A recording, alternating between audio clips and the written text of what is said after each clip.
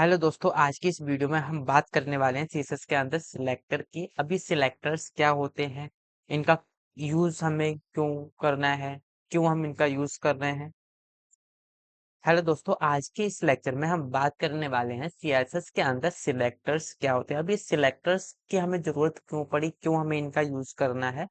उससे पहले हम आपको बता दें कि सिलेक्टर्स हम पढ़ भी चुके हैं। अब इनको हम कहाँ पे यूज करेंगे, मैंने ऑलरेडी एक डॉक्यूमेंट बना लिया है। अब ये डॉक्यूमेंट हमारा किसका, एक कोरा का छोटा सा वर्जन है। हम बोल सकते हैं ये कोरा प्लेटफॉर्म का ही क्या है, हमारा एक क्लोन है। अब ये बहुत छोटा सा क्लोन है, इसको मैंने HTML के थ्रू बनाया है। अब इसका कोड क्या होने वाला है, इसका कोड मैंने लिख भी लिया है और आपको शेयर भी कर दूंगा। तो आपको इसका लिंक डिस्क्रिप्शन में मिल जाएगा, नहीं तो मैं अपने गिटहब का आपको लिंक प्रोवाइड करवा दूंगा, आप वहां से सीधा डाउनलोड कर सकते हो। अभी हमारा क्या था, HTML का लेआउट है। जहाँ पे सबसे पहले तो मैंने क्या किया, इतना तो आपको जनरेट करना आ ही रहा है कोड, कि हम शिफ्ट के साथ में अगर वन प्रेस करके इंटर प्रेस कर देते हैं तो हमारा वाइलर प्लेट सीएसएस का जनरेट हो जाता है। फिर मैंने एक हेडर लिया है जिसके अंदर H1 लिया है। H1 में मैंने कोरा लिखा, फिर दो बटन लिए, लॉगिन एंड साइन अप। उसके बाद मैंने एक डिप बनाया है और डिप के अंदर दो इनपुट फील्ड्स लिए हैं।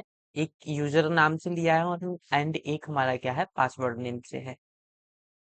एंड देन मैंने क्या किया, अपना नैप बार स्टार्ट किया। नैप बार के अंदर मैंने अनऑर्डर्ड लिस्ट ली है। अनऑर्डर्ड लिस्ट के अंदर मैंने लिस्ट को, यानी कि एल हमारा क्या है, लिस्ट है, और उसके अंदर मैंने एंकर टैग पास किया है। एंकर टैग हमारे क्या होते हैं, लिंक्स होते हैं। अब इनके अंदर मैंने एक होम बना दिया, फॉलोइंग बना दिया, आंसर एंड स्पेसिस। ये हमारा क्या था, नैप बार था। जैसे ही हमारा नैप बार खत्म हुआ, मैंने एक हॉरिजेंटल लाइन बना दी। एंड उसके बाद मैंने क्या किया, अपना हेड जो सेक्शन था उसको क्लोज कर दिया। अब हेड सेक्शन के बाद हमारा मेन सेक्शन स्टार्ट होता है। मेन सेक्शन हमारा कौन सा है, जैसे कि ये जो हॉरिजेंटल लाइन है, यहाँ से ये डॉटेड से ऊपर का जो पार्ट है, ये हमारा क्या है, हेड पार्ट है। ठीक है, मतलब इसको हम लोग हेडर बोलते हैं। इसके नीचे ये हमारा क्या है, मेन पार्ट है, जिसको मैंने बार बार रिपीट कर दिया है, चीजें वही लिखी हुई हैं, कुछ ऐसे ज्यादा मैंने चेंजेस नहीं किया है। तो मेन के अंदर मैं क्या लिखता हूँ, मेन के अंदर मेरा एक पैराग्राफ है जिसके अंदर मैंने एडम लिखा है। एंड फिर मैंने क्या लिखा है, N% नॉन ब्रेकिंग स्पेस। इसका काम होता है, अपने जो एडम है और यहाँ पे जो फॉलो है, इसके बीच में एक स्पेस को मेंटेन करने के लिए हम क्या करते हैं, एक्स्ट्रा स्पेस को लाने के लिए नॉन ब्रेकिंग स्पेस का यूज करते हैं।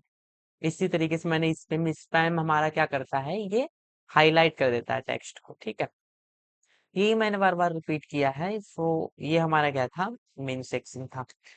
अब मैं अगर बात करूं तो ये सब आपको अच्छे से समझ में आ गया होगा। इसका कोड मैं आपको डिस्क्रिप्शन में प्रोवाइड करवा दूंगा, जहां से आप सीधा कॉपी करके अपनी प्रैक्टिस कर सकते हैं। अगर आप चाहें तो आप खुद का अपना कोई पेज बना के उस पर भी सेम स्टाइलिंग को अप्लाई कर सकते हैं। बस अगर आप ये पूरा पेज लेंगे तो इसका बेनिफिट ये रहेगा कि आप हमारे साथ साथ में अपनी स्टाइलिंग को अप्लाई कर पाएंगे। जो भी हम चेंजेस करेंगे या जो भी हम स्टाइल करेंगे, वो हमारे साथ साथ में आप करते रहेंगे, सो डैट आपको कोई प्रॉब्लम ना हो। इसलिए मैं आपको प्रेफर करूंगा कि आप इसी कोड के ऊपर अपनी स्टाइलिंग को अप्लाई करें। जब आपको चीजों की अंडरस्टैंडिंग हो जाए, तब आप अपने खुद के पेजेस बना के उसको स्टाइलिंग करने की कोशिश करें, तो ज्यादा अच्छे से आपको अंडरस्टैंडिंग होगी चीजों को समझने में।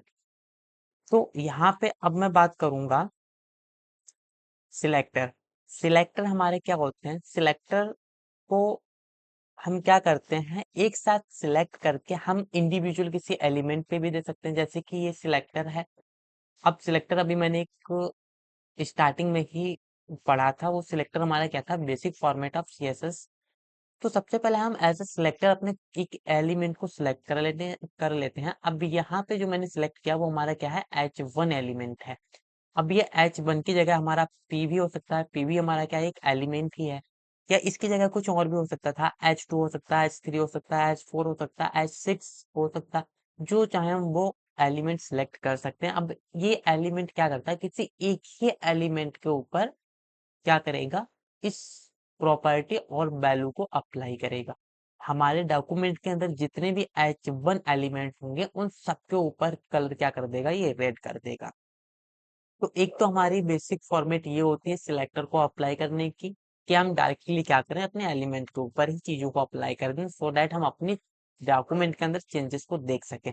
अगर मैं एक एग्जांपल के थ्रू समझूं तो चलिए एक एग्जांपल पे चलते हैं। यहाँ पे ये हमारा क्या है, style dot C S S file को मैंने यहाँ पे ले लिया था। आपको एक ऐसी एच टी एम एल नाम से, index dot H T M L नाम से एक फाइल बनानी है जिसके अंदर मैं ये कोड लिखा हूँ। आपको पहले मैं बता चुका हूँ कि इस कोड के अंदर क्या है। एंड एक मैंने style dot C S S file ली है। अब style dot C S S file को मैंने कहाँ पे, अपनी एच टी एम एल के अंदर हेड टैग के ऊपर, जहाँ पे इसका ये क्लोजिंग टैग है उससे ऊपर मैंने क्या किया, अपना style dot C S S को लिंक कर लिया। अब यहाँ पे अगर मैं बात करूँ अपना, ये बेसिक जो सिलेक्टर को हम यूज करते हैं किसी एक एलिमेंट के ऊपर, या फिर एक सेम टाइप के जितने भी एलिमेंट्स होते हैं उनको ऊपर अगर हमें अपनी स्टाइलिंग को अप्लाई करना है, तो हम क्या करते हैं, अपने एलिमेंट सिलेक्टर का यूज करके उस पे स्टाइलिंग को अप्लाई कर सकते हैं।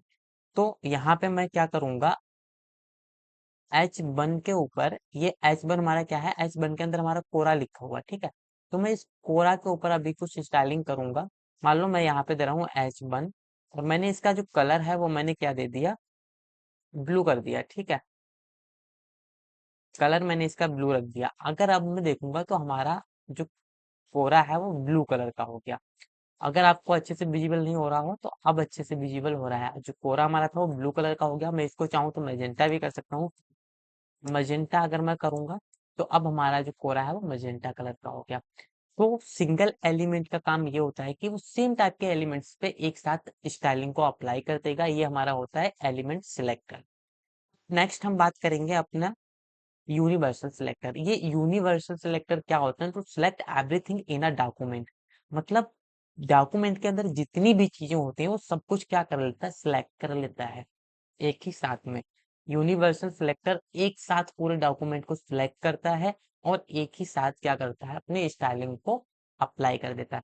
इसको लिखने का तरीका क्या होता है, यूनिवर्सल सिलेक्टर को हम स्टार से क्या करते हैं, डिनोट करते हैं। अभी स्टार को हम क्या बोलते हैं, एस्ट्रिक्स बोलते हैं, ठीक है। स्टार यानी कि एस्ट्रिक्स, फिर हम लगाते हैं कर्ली ब्रेसेस, उसके बाद प्रॉपर्टी लिखते हैं एंड देन कॉलन, एंड उसके बाद हम क्या लिखते हैं, अपनी वैल्यू लिखते हैं। अब ये प्रॉपर्टी हमारी कुछ भी हो सकती है, जैसे कि प्रॉपर्टी हमारी क्या होगी, मान लो हमने यहाँ पे दे दिया कलर। अब ये प्रॉपर्टी हमारी कलर हो गई, और वैल्यू में मैंने क्या लिख दिया, कलर लिख दिया। मान लो मैं अपनी वैल्यू के अंदर रेड कलर रखना चाह रहा हूँ तो यहाँ पे मैंने रख दिया रेड कलर। तो जो कलर है वो हमारी क्या हो जाएगी, प्रॉपर्टी हो जाएगी, और जो रेड है वो हमारी क्या हो जाएगी, वैल्यू हो जाएगी। अब चलिए इसको एक एग्जाम्पल के थ्रू समझ लेते हैं। यहाँ पे मैं क्या करूंगा, अभी के लिए मैं इसको हटा रहा हूँ। तो अभी मैं अपना यूनिवर्सल सिलेक्टर यानी कि स्टार को सिलेक्ट करूंगा। यहाँ पे मैंने स्टार ले लिया, इसको थोड़ा बड़ा कर लेता हूँ।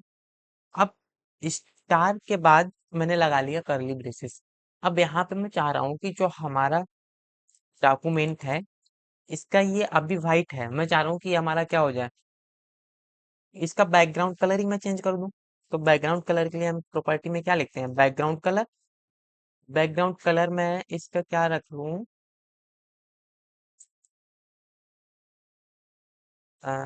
वायलेट रख ले रहा हूँ, ठीक है, ब्लू वायलेट। अब देखो, जैसे ही मैंने ब्लू वायलेट कलर चूज किया है बैकग्राउंड के अंदर, तो डॉक्यूमेंट का पूरा बैकग्राउंड कलर ही चेंज हो गया। उसको ये फर्क नहीं पड़ रहा है कि चीजें हमारी कैसे दिखेंगी कैसे नहीं दिखेंगी। यूनिवर्सल सिलेक्टर का मतलब ही यही होता है कि वो पूरी की पूरी वेबसाइट पे सेम स्टाइलिंग को एक साथ अप्लाई कर दे, ठीक है। अगर मैं इस कलर को चेंज करके कोई और कलर रखना चाहूँ तो यहाँ से मैं ले ले रहा हूँ कुछ दूसरा कलर। मान लो मुझे ये कलर चाहिए, ठीक है। मैं इसको सेव करूंगा। अब अगर मैं देखूंगा तो हमारे पास जो कलर है वो ये हो गया। इसी तरीके से अगर मैं चाहूँ तो इसकी फॉन्ट स्टाइलिंग भी चेंज कर सकता हूँ। मान लो मैं इसमें फॉन्ट स्टाइलिंग क्या दे रहा हूँ, फॉन्ट फैमिली। फॉन्ट फैमिली हमारी क्या हो जाएगी, मान लो कॉरियर न्यू दे दें, ठीक है, कॉरियर न्यू ही दे दे रहे हैं, बाकी की हम सारी की सारी हटा दे रहे हैं। तो ये कॉरियर न्यू ही हम दे रहे हैं अभी के लिए, और इसको हम सेव करेंगे। इसको हम जैसे ही सेव करेंगे, अब अगर हम अपने डॉक्यूमेंट को देखेंगे तो सब कुछ हमारे डॉक्यूमेंट के अंदर चेंज हो गया है। ठीक है, तो ये हमारा क्या था, यूनिवर्सल सिलेक्टर था। अब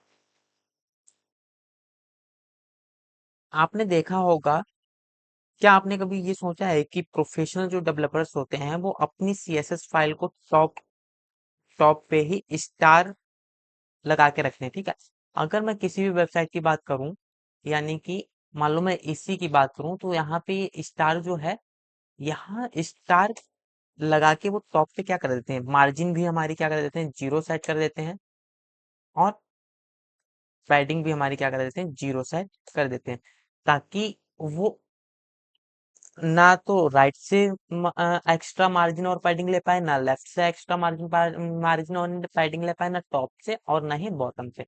वो हर जगह से, मतलब चारों तरफ से जो एक्स्ट्रा मार्जिन एंड पैडिंग आती है उसको वो क्या कर देते हैं, जीरो कर देते हैं सेट। ठीक है, जिससे कि बाहर से कोई भी हमारे पास मार्जिन ना आए। सो